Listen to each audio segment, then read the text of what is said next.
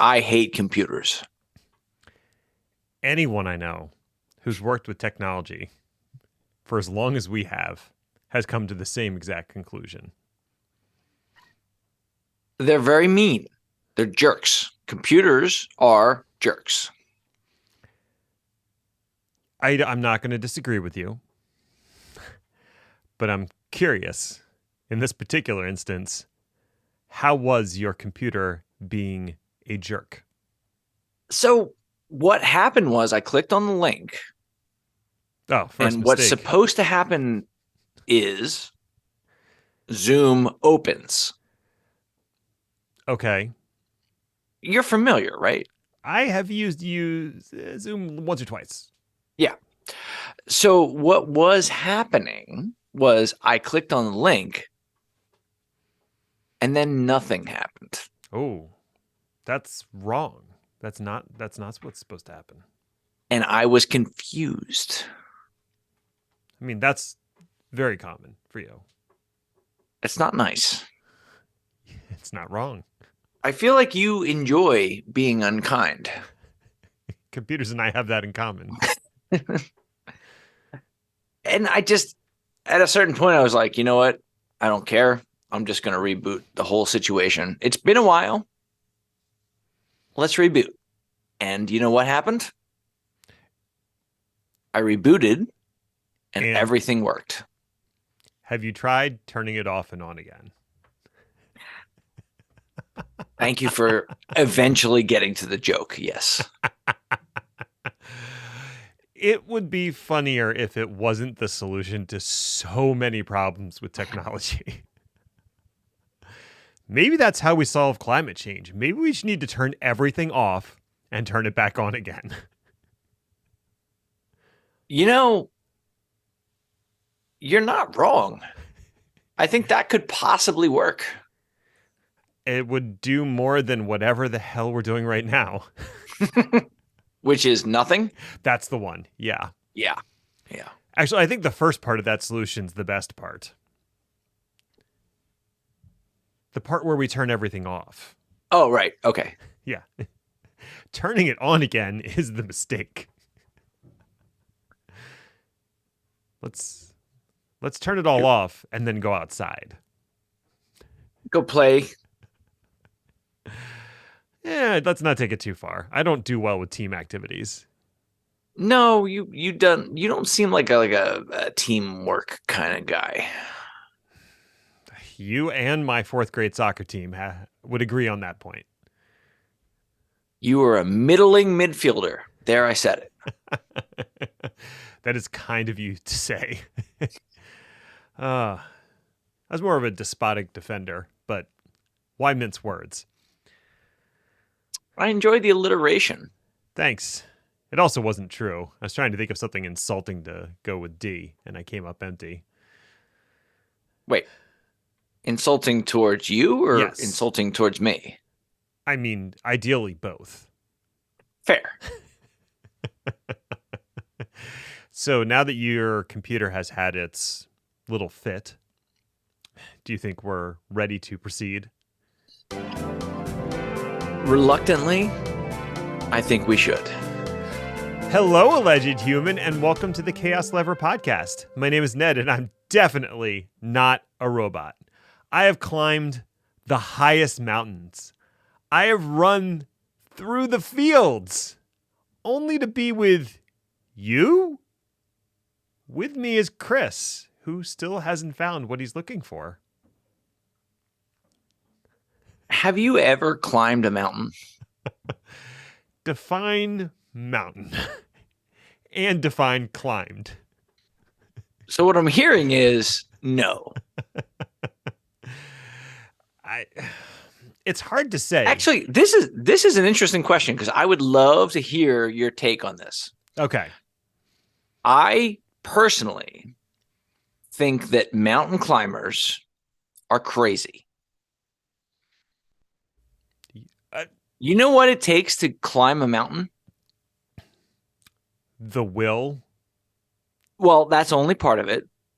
You need an oxygen tank. you need to expect temperatures of like less than negative 20 degrees Fahrenheit. You and I might be thinking of slightly different mountains. No, I'm Technically, thinking of mountains. I'm not sure what you are thinking of. technically the Poconos, which are not too far from us, are mountains. Granted, they're Angel, very angel, old. angel, sweetie, baby, I prefer honey. honey. Thank you. I need you to stop. But Because no, you know what Pennsylvania does not have? it doesn't have a U. Mountains. We don't have Oh, mountains. okay, We fair. have hills. We have enthusiastic hills. We do. And I need you to stop pretending otherwise. All right. That's fair. And having been recently out to Arizona, I can say without a doubt I have not climbed a mountain, but that at least had something approximating mountains. Pennsylvania does Oh, not. that's right. I forgot about that trip. How was that trip? It was a good trip. I also learned that elevation matters when you're running. It has an effect. It might. It might Yeah. slow you down a little bit. But I managed to finish, and that was the goal. And I was out in the desert in February, which is the only time you should be out in the middle of the Arizona desert. Correct. Oh, Should we do the thing? let's talk about some tech garbage. Woo! Today, we're going to talk about what an SBOM is anyway. And no, it's not your drunk cousin's newly discovered favorite band. There's a bomb. First of all, it's my drunk uncle. I would appreciate you getting that right. I don't know. I've met some of your cousins. Also, what was the question? What is an SBOM? Now, I came up with some fun potential expansions of the acronym. Sulfuric basalt osmosis meditation. Sounds like fun. You could do it on the weekend. Super based occidental memes. They come from the West Coast. Ain't no meme like a West Coast meme. Oh no, I'm good with things being based. Or some basic operational malarkey. Ooh, now we're getting closer. It stands for software bill of materials, which is horribly boring. I know. Now, I was going to do a little play on Dr. Strangelove and how I learned to love the SBOM, but apparently I did that last week. Someone did that last week. I also thought about doing a Scott Pilgrim thing with Sex Babam, but honestly, who's going to get that one aside from dweebs like Chris? And me. I still maintain that movie is way, way better than anyone gives it credit for. And this might catch me some slack. Flack. That's the one. I've been using Slack too much. I have read some of the comics, and the movie is better than the comics. There, I said it. Nope. You're not wrong. Far more enjoyable. Wrong. For one time in your life, you're not wrong. Okay. Well, I'm glad we could have this moment between the two of us.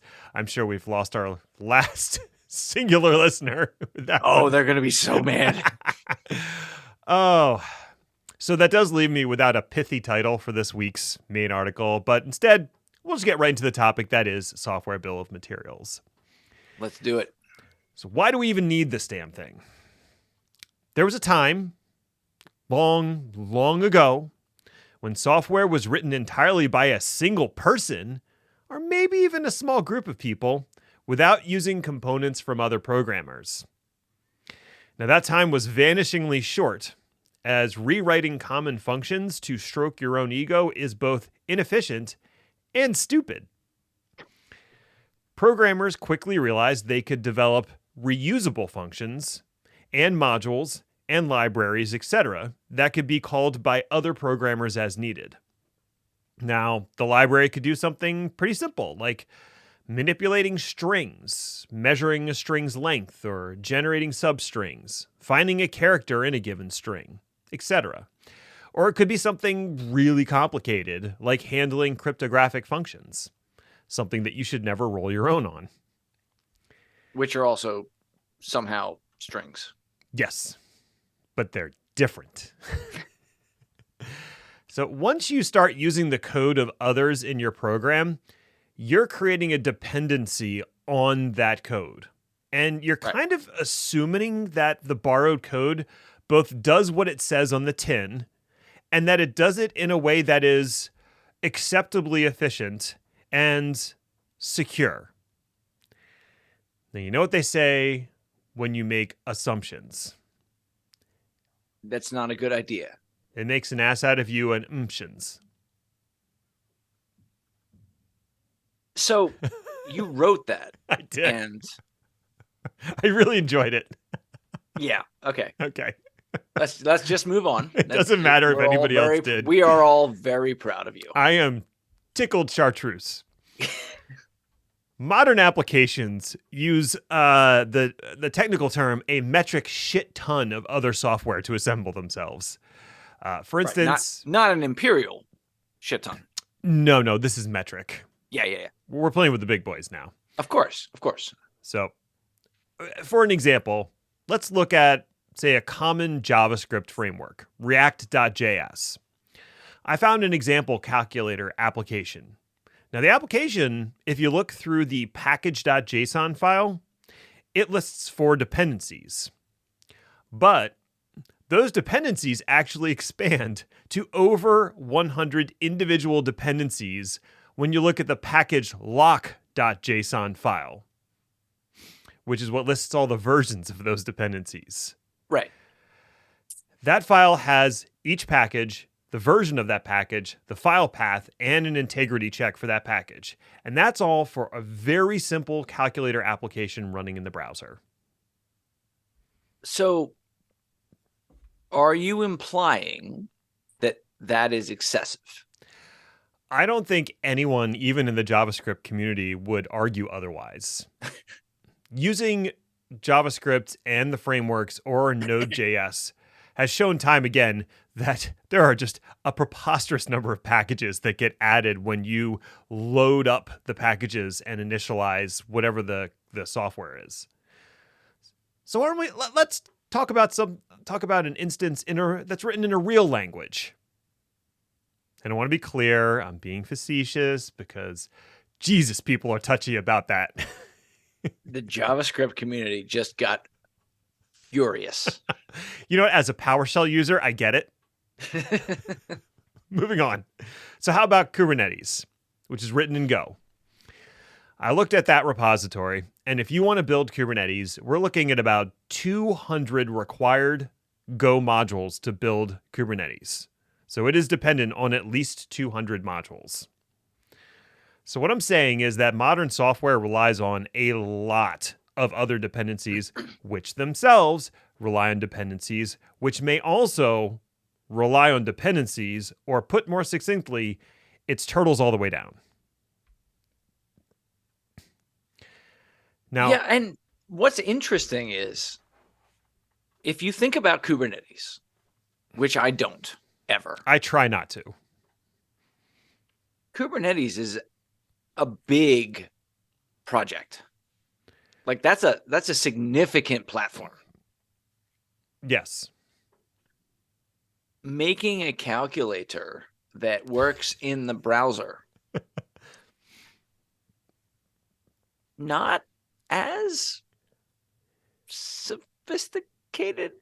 One would think that it would be an order of magnitude less in dependencies. But we're still talking about a ridiculous amount of dependencies for both of those projects. Precisely. Yeah. And if you have a security issue with one of those upstream dependencies, that now becomes a security risk for every downstream component. And there's a good chance you might have one of those components and not even know you're using it. Log4Shell and Heartbleed immediately come to mind. And that's only because they were high-profile events that everybody, or at least everybody in the security and technology community, has heard of. In particular, Log4Shell forced developers to evaluate hundreds or thousands of applications to see if they were using the Log4j library, which they probably were, and if they could upgrade it. Maybe yes, probably no. The part that amazed me about that was in most cases, they were like, oh, wait, we're using that? Precisely. I had no idea because it came inside a package, which came inside a package, which was from Right. some commodity off the shelf software that they bought from, Joe's Crab Shack and Application Emporium. I have personally never trusted Joe. No, I mean, we bought RAM from him that one time and it tasted like crab dip. That's just no good. Rancid, mind you. Naturally. So this is why we need a software bill of materials for applications. So you know what the hell's in it. Right. So what so is what it? is in an SBOM? That's a great question, Chris, and I'm glad that you thought of that organically. So the SBOM borrows from the concept of a bill of materials in the physical world. So a typical bill of materials includes each component that is part of an order or part of a design. So if I were building, say, a treehouse, the bill of materials would include the lumber, the nails, the roofing, paint, and any other materials I would need to construct the treehouse to accomplish what's in the design. It wouldn't include common tools like things that I would already have, a hammer, a saw. I mean, let's be serious, I don't have any of those things, but if I was a handy person, I might. This is all hypothetical. I would just cut Of course, yeah. I'd be missing fingers at this point, but I wouldn't. I mean, I think the audience knows that we wouldn't trust you to build a birdhouse in my soul. or anywhere else. Bearing in mind, Chris does not have a soul, unlike me, the human in this conversation. There has to be at least one. You decide which one. So it wouldn't include those common tools, but it would include the raw materials that you need for the job. Right. A more advanced bill of material, and one that you and I both dealt with when we worked at a VAR, would include maybe the provenance of the components and a unique identifier. So the BOM that comes with an order for servers for a data center would probably list out each server and its serial number and possibly some of the removable components and their serial numbers, like the DIMMs or the SSD drives or, components along those lines. Right. So likewise, a software bill of materials should include the components necessary to build that piece of software. And the organization that has worked to determine and define what's included in an SBOM is the National Telecommunications and Information Administration, which is part of the U.S. Department of Commerce. Why? I have no goddamn idea. I was like, what? You would think that if it would be anyone, it would be the Cybersecurity Infrastructure and Security Agency. Like, that makes sense. But no, that's the government for you. If it walks like a duck and talks like a duck, it's probably a cow wearing a duck costume from the NSA. Also, ducks are assholes. You're Wait wrong. a minute. Wait a minute. That might be why. Because they're really cows. Yeah. Think about it. Like, how upset would the cow be that he has to pretend that he's a duck? I was going to apply the same to geese, but I think geese are just intrinsically assholes. That's true. Yeah. Anyhow, so at its most basic, was it NTIA? Yes, the NTIA define an SBOM as a formal, machine-readable inventory of software components and dependencies, including information about each component and its hierarchical relationships. So it's going to list out the dependencies of each component and upstream and downstream dependencies as much as possible. Right. Now, the NTIA defines the SBOM at an abstract or theoretical level. It doesn't get into the nitty-gritty of the implementation. In part because they rightly recognize that a single implementation standard wouldn't fit all necessary situations out there, so they're trying to balance utility and specificity. They're what they call framing document defines baseline attributes like the author of the document, the timestamp where when the document was created, the supplier of the software, which could be different than the author, the components, and the relationships. Now, the part I found interesting, and it harkens back to our episode last year on distributed identifiers, is the concept of a globally unique identifier for each component. So each component, and specifically each version of that component, needs a globally unique ID across all SBOMs, and that is a tough nut to crack. There are some suggested options, like one's called Common Platform Enumeration, another one's called Package URL, which is shortened to Perl, which I like just because it's fun to say. And another one's called Software Heritage ID. Ooh, heritage. That smacks of people who claim to be the sons of the revolution or Mayflower descendants or... Yeah, I was just thinking it's really about white people. You know, I don't need my software getting all uppity just because it's the great-great-great-grandfather, because its great-great-great-grandfather managed to avoid typhus long enough to reproduce. No one's impressed, Derek. And your onion dip is terrible. There. Dude. I said it. Dude. Stop bringing it to the party, Derek. Why do you think there's a full bowl at the end? Jesus. Derek is going to be real mad. Well, he knows what he did. Now. So there are 3 referenced implementations of the SBOM in NTIA's quick sheet. SPDX, SPEDX. I don't know if anybody says that, but that's what I say in my head. They should. Yeah. Cyclone DX, and ISO/IEC 199770-2:2015. That's hot. The ISO IEC standard is closed source, and you have to pay about $200 to read it. So fuck that. And their stupid name. The SPDX and Cyclone DX standards are both open source and free to use.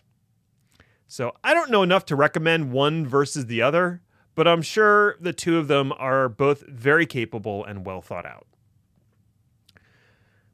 Based on the 0 amount of research that I have done, I'm going with SPDX. Good, because we're going to look at Cyclone DX instead. Awesome. I am glad that I chose poorly. Let's do it. You don't read ahead. So let's say we're going to use the Cyclone DX implementation. How do we go about creating one of these fantastic SBOMs in the first place? Now, first I want to say that I chose Cyclone DX for no other reason than the name is cooler. Oh, really? I thought that you did it to spite me. Well, that too. Past me wanted to spite future you. I know that you and I shit on names a lot here at Chaos Lever because a lot of names are terrible. Yeah, fair. So I thought it would be nice to just acknowledge a well-named product now and then. Cyclone DX. Well done. Ideally... You know what Cyclone DX makes me think? Is a CPU. A little bit? The late 90s. Oh, see, it made me think of an RC car for some reason. You know, like Saturday morning cartoon, kids, check out the new Cyclone DX. It can climb up rocks. It can climb up your sister. I don't have a sister. Don't make this weird. You already made it weird. Anyway. So creating SBOMs. Yeah. Ideally, the time for you as the creator of the software or the packager of the software is to create the SBOM when you're building your software. So as part of your application release pipeline, you usually have to run some sort of build process, depending on the programming language. And right. You could be actually producing an executable binary, or you could just be zipping up all the necessary files of the application in a tarball. regardless, while the application is being put into this built format, one of the tasks that can run can call to a tool that will create the SBOM for that specific version of the build. And that resulting SBOM will include the name of the application, the vendor who created it, and the version of the application that corresponds to that SBOM. Now, I actually looked at one such tool for Cyclone DX and the .NET framework, and it's called Cyclone DX-.NET. Love it. They can't all be winners, Chris. I have no notes. Okay. It creates a Cyclone DX compliant SBOM for .NET applications, if that wasn't obvious enough. The tool itself is actually written in .NET, and it includes an SBOM for itself, which begs the question, what builds the SBOM for the SBOM builder? Whoa. Did you know there's compilers written in their own language? How deep do you want to go down this rabbit hole? Oh, all right, stop. So the SBOM itself is in JSON, and it runs about 5,000 lines long for this open source tool. So I'm going to say these things are neither brief nor human. Well, you could read them. They are readable. It's in plain text, but they're not human consumable. You would have some other tool that would take a look at that. Unless you're like Derek's autodidact father who memorized the first 10,000 numbers of pi. Yes, Derek, you may have mentioned that a few times. Now take your felonious onion dip and GTFO. All right, so I just need to pause for a moment. Yeah. And I want you to be honest with yourself and the audience. Yeah. How happy are you with yourself that you use the word autodidact? Shut up. Fair enough. Carry on. All right. Now, for any other software stack or programming language, the process would be remarkably similar with slightly different tooling. You would have a task in your build process that would invoke one of these tools that's specific for your language. It would produce the SBOM. Of course, what do you do about software dependencies that don't include an SBOM? What about closed source software or commodity off-the-shelf software that's already running in your organization? Don't you want to know what's inside of those things as well? You know, like maybe they're running Log4j. They definitely are. So there are analysis tools that take a look at the binary and try to determine the provenance of its components. And this is helpfully called binary analysis. I know, they dug deep for that one. I do appreciate that's exactly what it does. Sometimes when you're doing naming, it's okay. It's all okay right to be specific. Yes. Now, there are upsides and downsides to both the source code and binary analysis approach, and you can check out an excellent post and series of videos by Andrew Hoog. I'm going with Hoog. We'll include a link in the show notes. He goes into more detail about why you might prefer one over the other or how you can use the two in tandem. So we know what an SBOM is. We've created our SBOM because we're awesome. What the hell do we do with it now? I am on pins and needles, my friend. Well, an I am SBOM begging you. I am desperate to know. As you should be. An SBOM. I can't wait. And I am torn apart inside. You know I can just edit all this out, right? I hold the power. An SBOM isn't just for security, although it can be. Knowing all the components that are in your software can help you identify components that really aren't being used anymore or could be replaced with the better components. You might realize that out of the 100+ dependencies in your JavaScript application, you only need 4. So maybe you can trim the fat a little bit.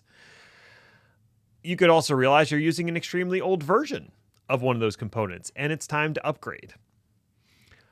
Some components might require a license to use, and you can use the SBOM to find and verify your licensing status. When you've got rapacious legal entities masquerading as software companies, and yes, I am talking about Oracle, then you may want to know if you're using their Java SDK software and suddenly it needs to be licensed. And then, of course, you'll swap it out with OpenJDK because Larry doesn't really need another yacht, no matter what Derek's father says. With all that being said, honestly, the most common reason to have an SBOM is to remediate dependencies with known vulnerabilities. You can take that. Is Larry Derek's father? No. Like allegedly or like for real? Well, we're not sure. Derek's always been a little cagey on that. Interesting. Yeah. Though his onion dip is called Larry's Fun Dip. That just made me nauseous. Best not to read too much into it. I need you, like, I don't ask much of you. I need you to never say that again. Oh, good. We have an episode title. So, since the SBOM is machine readable, it can be checked against a database of known CVEs to quickly identify any potential issues. And some of the tools that can create SBOMs can also do that comparison analysis. Other tools are specifically designed for that purpose. And if you look at either of the standards, SPDX or CycloneDX, they have a whole list of tools and what each one does. SBOMs increasingly also carry with them a cryptographic signature that a consumer can use to verify the source of the application. And if each component in the SBOM contains a signature proving its source, then you can hopefully avoid a malicious component masquerading as the real thing getting into your build chain. And, I'm thinking of, say, the SolarWinds debacle and software supply chain security. This could have helped to prevent that. Though they'd have actually infiltrated the build systems at that point, so maybe not. I mean, it could also have helped if they weren't stupid. They were big, stupid dummy heads? Yeah. Dumb faces, I guess. Like, I hate to use such foul language, but shit, man. Why do you gotta be like that? So the SBOM can be used to help build and maintain a chain of trust from the base components of an application up to the commercial deployments of something like Kubernetes. SBOMs are kind of a big deal right now. And even if you're not a developer or a security professional, I think it's probably going to come up in conversation with your peers. Hopefully, we've armed you with enough information to avoid sounding like some idiot who's never heard of SBOMs, chives, or tasteful seasoning. Like Derek. Don't be Derek. Now, when you are building software, yes, this seems to me to be a no-brainer. Indeed. You recognize what you're using as support and external software packages. You highlight them and you move on. So my question to you, yes, why would anyone not do that? Because it's extra work. Oh, right. If you're asking people to do additional work and you're not paying them to do that extra work or making it mandatory, then they're probably not going to do it. Huh. Especially if it's coming from the security team, because no one wants to listen to those dicks. Those guys are jerks. Totally. So I think for applications that are developed internally at companies that already have a solid build process, this is a no-brainer, like you said. Very easy to add it into their existing build system and produce that SBOM. My expectation is that we'll see more and more open source projects also producing these, and then maybe eventually some closed source software also producing these. But there's a whole bunch of legacy, heritage, whatever the hell we're calling it this week, of existing applications that do not have this, and no one has a way to reliably build them anymore. So no one knows what's in them. And that's where the binary analysis piece comes in. Right.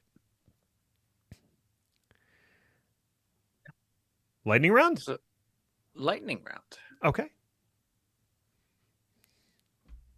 Turns out Microsoft's AI just as bad as Google's. Possibly worse. We all enjoyed watching advertising company Google's AI helper bot, which was called Bard, crash and burn last week. But eagle-eyed journalists, read, not us, noticed that something else should have been highlighted. Microsoft's AI sucks too. One advantage to Bing AI that we highlighted was that it shared its sources. One disadvantage to the Bing AI is that it apparently doesn't read its sources. Dmitry Brereton highlights a few answers that the AI returned. These answers shared some interesting facts, or should I say not facts, such as a, quote, short cord was 16 feet long. That's not a short cord. No. On the other hand, it's even worse because the vacuum in question turns out cordless. Didn't seem helpful. Check the sources because it's all there, and Bing AI just seems to have ignored them. These reports are all over Twitter, and they are beautiful. Another user shared this gem directly from the mouth of Bing AI. Quote, Avatar, The Way of Water, has not been released yet. It is scheduled to be released on December 16th, 2022, which is in the future. Today is February 12th, 2023, which is before December 16th, 2022. Unquote. I have no notes. That's amazing. It really is. Oh, we'll include a link to the full post of a bunch of delightful interactions. And apparently now their AI has been neutered, reined back in, possibly canceled. We'll see what happens. Web3 continues to go great. Stablecoins are my favorite oxymoron of the decade. Do Kwon, the CEO of Terraform Labs, has been charged by the US SEC with securities fraud to the tune of multiple billions of dollars. For those who don't recall, Terra Labs maintained a stablecoin called Terra USD that was supposed to track the US dollar for value, counterbalanced by their other cryptocurrency, Lunacoin. In May of 2022, following a crash in the value of Lunacoin, the value of Terra USD began to slide, ultimately crashing both currencies in a death spiral that wiped out over $40 billion in market value. At the time, this was the worst crypto securities fraud of all time, right up until SBF said, "Hold my Appletini." The collapse sent reverberations through the large crypto economy, causing Three Arrows Capital, Voyager Digital, and Celsius Network to all file for bankruptcy. Do Kwon is not yet in custody, with warrants for his arrest in both the US and South Korea. As much as we like to point at Web3 failures and laugh, ultimately, these investment houses got their money from individuals that probably couldn't afford the loss. And it's those people our hearts go out to. With any luck, funds from Do Kwon's secret Bitcoin caches can be seized, and some recompense can be made to those affected. Just a reminder that it's not just Twitter. Elon Musk is still failing at running Tesla too.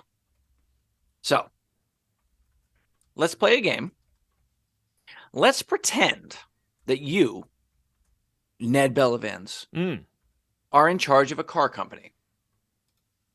Now, stick with me here. I'm with you. Okay. A car, for this thought experiment, can be considered a, what do we want to say? A 4,000-pound missile that can move at speeds approaching 100 miles per hour, right? Mm-hmm. And contains within it fleshy, easily injured meat bags. This car will be, say, traveling at said speeds all around other cars, as well as other free-range meat bags. Let's also say that you want this car to be self-driving. Considering all the risks involved in such a venture, you probably would want the self-driving platform to be pretty solid, right? Yeah, I feel comfortable saying that. Tesla doesn't. Tesla, which is somehow still allowed to be an ongoing commercial concern for some godforsaken reason, introduced what they called, and I'm putting this in quotes because this is an exact quote, full self-driving beta software to their fleet. Beta. Are you fucking kidding me? Self-driving beta. Now, naturally, because Elon is inept and impatient, and everyone else in the company with decision-making abilities is a coward, the software was released and then very quickly voluntarily recalled from over 350,000 cars who paid to be in their beta program. Why, you might ask? Well, because the software caused cars to run red lights, ignore lane designations, completely disregard speed limits, and roll stop signs. Oh, did I mention that they had to pay? To be part of the beta? beta. Did I say how much they had to pay? No. They have to pay $15,000 for the privilege of making themselves and those around them substantially less safe. Suckers born every minute. Did you see the video? I'm not going to lie. Yeah. I'm a little upset. Did you see the video of the Tesla that thought a freight train carrying tankers was just a line of trucks? It's pretty amazing. I highly recommend checking it out. I did not see that, but holy shit. It just thinks it's a bunch of tractor trailers driving in front of the car. It's amazing. Oh, but also Elon Musk is terrible with Twitter too. I have heard that rumor. SMS two-factor authentication is not the most secure. It's still better than not using any two-factor authentication. Twitter has announced yet another new policy, decidedly not agreed on by a poll. You remember that promise. Starting March 20th, all users that wish to use text message-based two-factor authentication will need to sign up for Twitter Blue. Now, as many security experts swiftly noted, and yes, you're all very smart, you get a cookie, SMS two-factor authentication is less secure than using an authenticator app or a hardware token. And that is 100% true. Of course. Wait, so are you going to give me a cookie?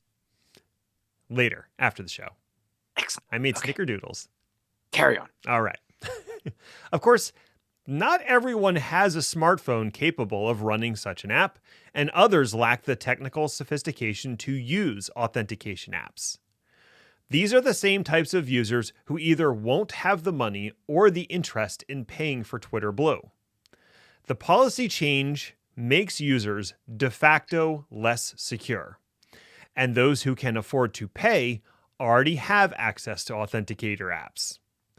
Now, one could reasonably ask what Twitter's motivation is behind this bizarre policy. And the answer is money, because of course it is. Sending thousands of SMS messages every day costs Twitter money, and they don't want to pay that money. So force people to either stop using SMS 2FA or pony up the cash. On the one hand, it makes financial sense. On the other hand, Christ, what an asshole. And I just want people to understand how much it takes for Ned to call someone an asshole. I mean, He's aside way from them nicer being than I from am. Connecticut, yeah. All right. This February, updates to Windows Server 2022 break Windows Server 2022. One day, I am going to compile a list of Patch Tuesdays that cause catastrophic failures in enterprise critical deployments of Windows. I am not going to count the total number of those catastrophic failures because that number probably nears infinity.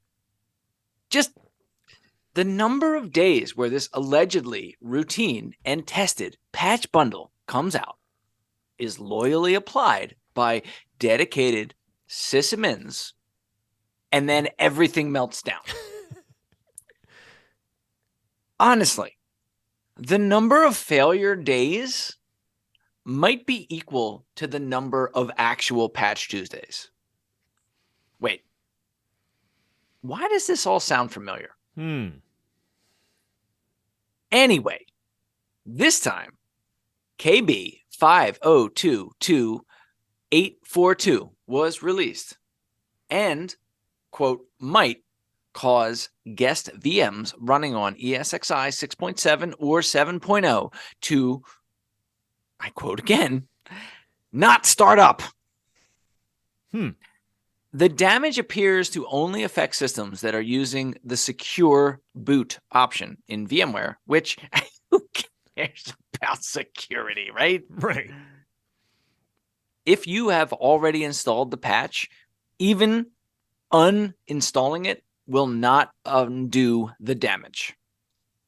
You will either have to run without secure boot or force an update to ESXi 8. Nice one, chaps. Just amazing work all around. I guess the one person that Microsoft has left in their organization that runs VMware was what? On vacation that day? Not like ESXi is a major platform used by millions of customers or anything. Why would we test it? It's ridiculous. It's not like Microsoft Azure doesn't offer a service that runs VMware as a service.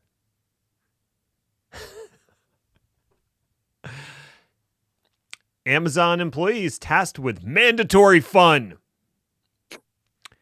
Citing increased productivity, improved team building, and zero hard data, CEO of Amazon, Andy Jassy, is requiring almost all of the 300,000 corporate staff at Amazon to return to the office at least 3 days a week.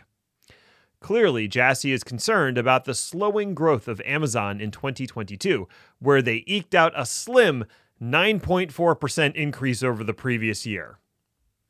Compared to increases of 21.7% in 2021 and 37.62% in 2022, that was the pandemic, it certainly does seem like things have shifted for Amazon. And as the head, Andy has to appear to be doing something. What better than to force everyone back into the office? Surely that's what empowered previous growth. Never mind the 21.7% growth of 2021 during the pandemic while people were working at home. Clearly, being in the office will return us to our former glory. What we're actually seeing here is a return to form. Amazon's revenue for 2022 was $513 billion. And you simply cannot maintain maintain 20% annual growth on such a large number. $44 billion in growth is perfectly acceptable and in line with pre-pandemic growth on a dollar basis. Maybe shareholders could learn how to do actual math? Nah, infinite growth forever, ever, ever. I don't think you believe that. No? I think you were being sarcastic. That doesn't sound like me at all. Hey, thanks for listening or something. I guess you found it worthwhile enough if you made it all the way to the end. So congratulations to you, friend. You accomplished something today. Now you can sit on the edge of your seat, put on Zootopia, and have some lemonade. Achtung, baby. You too can have it all. You've earned it. You can find me or Chris on Twitter. Are you okay with that? I feel so good about it. You are 1,000 years old. Make a Taylor Swift reference, for God's sake. We know our audience. It's fine. You can find me or Chris on Twitter at Ned1313 and Hainer80 respectively, or follow the show at chaos_lever if that's the kind of thing you're into. Show notes are available at chaoslever.com, as is the sign up for our newsletter where you can get these lightning round articles beamed straight into your eye holes. I feel uncomfortable now. You are actively making things worse. Larry's fun dip. Oh, we'll be back next week to see what fresh hell is upon us. Ta-ta for now. You're just going to crawl up into a little ball. So, I actually talked to a listener. Oh, God, why? Apparently, we are vaguely entertaining.